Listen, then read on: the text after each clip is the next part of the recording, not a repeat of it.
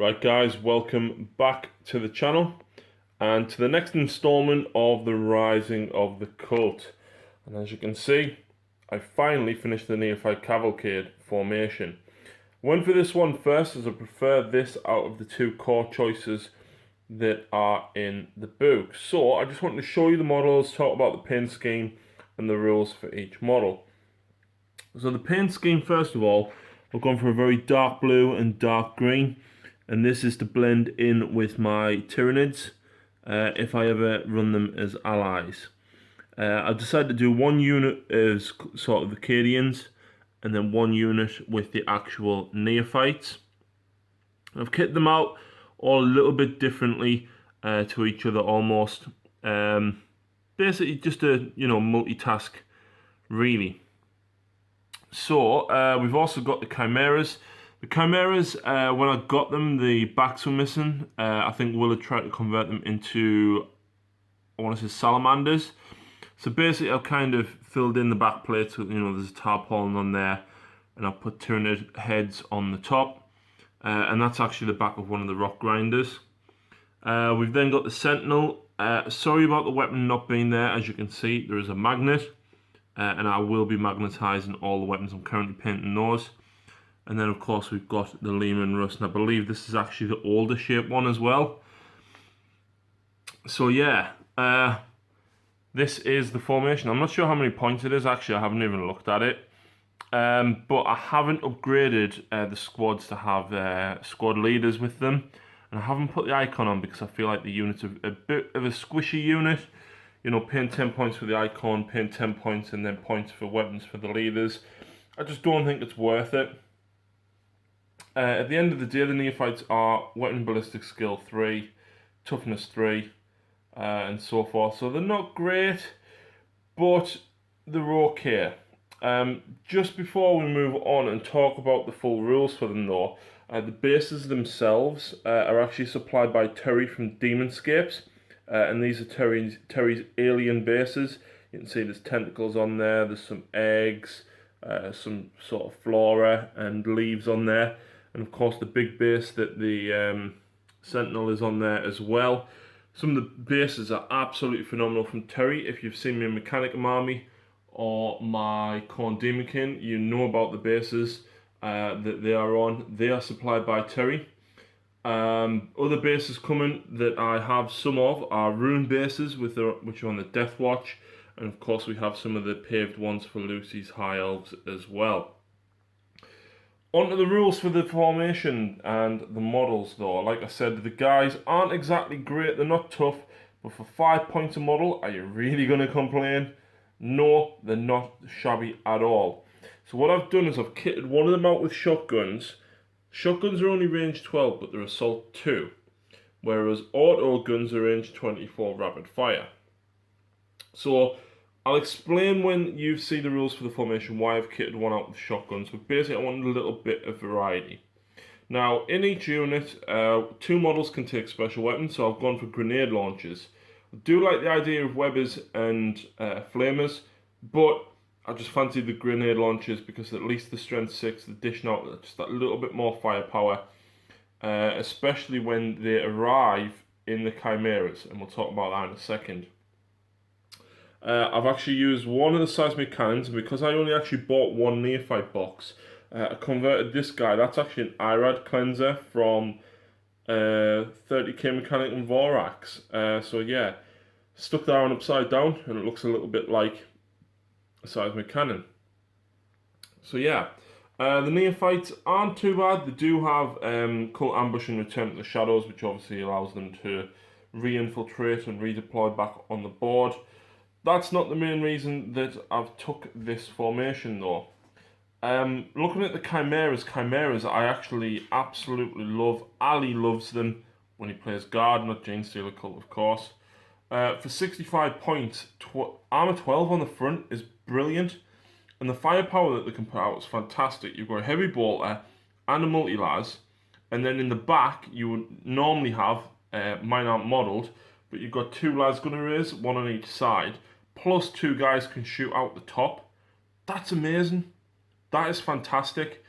If this guy stays still, The two lads gunneries are shooting at different targets. The heavy bolter and the multi-lads are shooting at something else.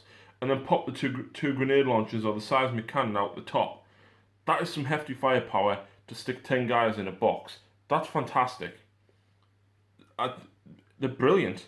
So yeah, why not? The Sentinel, I do like the Armoured Sentinel, and he does a dirty trick of chucking it in at something that's strength 5 or less with no weapons, so that it ties things up. If you've seen a Tyranid game a while back, you'll know that he basically chucked it forward and there was nothing I could do about it, and it was stuck there kicking gaunts for the rest of the game. But yeah, they can take a whole host of different weapons, and they actually gain, as part of the formation, I believe, outflank, which we'll talk about in a moment. I do have an Armoured Sentinel. I may take it as a Scout Sentinel sometimes. I know they look a little bit different. I'm obviously going to check with my opponent to see if they're okay with me running Scout Sentinels. But yeah, I do love the models. It's 2 hull points. It's only weapon and ballistic skill 3, but you know what? For 40 points and then a weapon, it ain't bad at all. We've then, of course, got the Leman Russ. Now, I do love the Leman Russ model. I've never had one before. So, obviously, I've slapped the Dozer blade on the front. And you'll see why I've kitted it with these weapons. Now, I don't have the cannon on the top for what I want. So, again, it's either going to be proxy or I will swap it for the other one that I actually have. So, this one is kitted out with 2 multi-melters and a las cannon. And then I'm going to run it as a Vanquisher battle cannon on the top. Now, I know it's supposed to be a bit longer, but I didn't have the turret for it. Leman Russ, 120 points. By the time you add the rest of the weapons on, it does get costly, but it can move and fire everything. Why would you not want that? Move 6, armor 14, 13 on the sides, 10 on the rear. This tank is a beast. It's an absolute animal. And actually, you know what? I think I might have to challenge Ali to a Leman Russ battle report. Why not? So yeah, Leman Russ are absolutely great. I do love them because they are heavy as well. So the formation is called the Neophyte Cavalcade. It is a core detachment for the, I want to say, Brood Insurrection detachment. So it consists of 2 units of Neophyte hybrids, 1 Leman Russ squadron, and 1 to 2 of the following units in any combination: Scout or Armoured Sentinel. Mechanized ambush is one of the special rules. This formation's units of Neophyte hybrids must start the game embarked within their transports. Vehicles in this formation have the outflank special rule. Scout Sentinels from this formation instead gain the cult ambush special rule, which is obviously fantastic because who doesn't want to charge that in on turn 1 to a squad that can do nothing to it? Yeah, I know the Scout Sentinel is only armor 10, but it's still going to take a while to take down. And if it's got a heavy flamer, why not? Torch some baddies. So yeah, another rule as well is devoted crew. Roll a dice each time a vehicle from this formation suffers a crew stunned or shaken result. On the roll of a 4 more, the result is ignored. That's amazing for the Leman Russ because it can keep firing. It's also amazing for these two because, again, everybody can keep firing, which is great. You know, it's a fantastic rule. It's basically, I want to say extra armor, but a bit better. Now, gaining outflank is why I put those weapons on that bad boy. Who does not want a Leman Russ turning up at the side or rear of a tank with 2 multi-melters, a las cannon, and a Vanquisher shell? This bad boy might cost a bit, but by God, he is going to do some damage if he gets where he needs to go, and you outflank on the right side.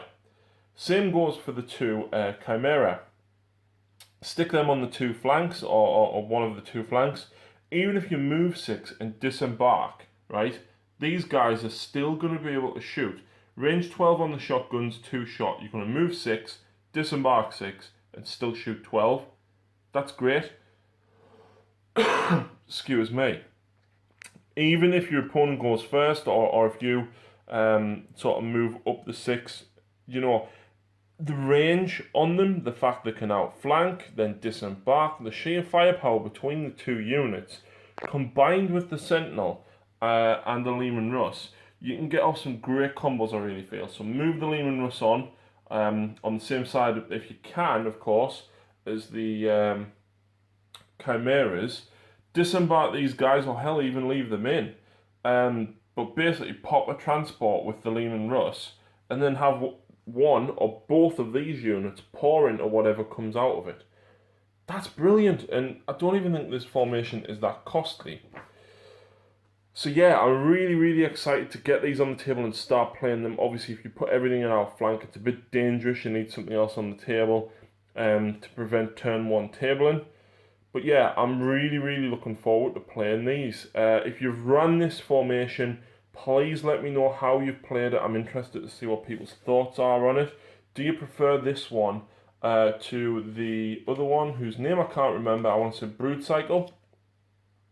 But yeah, let me know what your thoughts are. But yeah, that's it, folks. Thanks very much for watching, and stay tuned to see more progress on the Genestealer cult.